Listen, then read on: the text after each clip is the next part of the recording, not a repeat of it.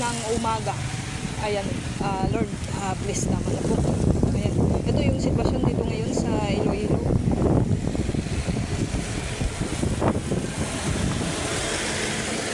Wala pong dumadaan ng tricycle na bumabiyahe. Ayan o. Malakas yung hangin. Ayan yung lugar na sakto-sakto lang.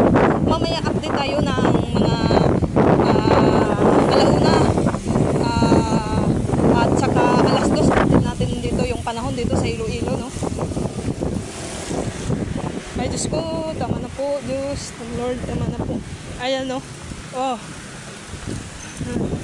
Maglikas na po yung iba dyan. Kung kinakailangan, maglikas na po kayo. Kasi delikado yung mga scene na lumilipad. Ayan, sana mag-ingat po kayo parati.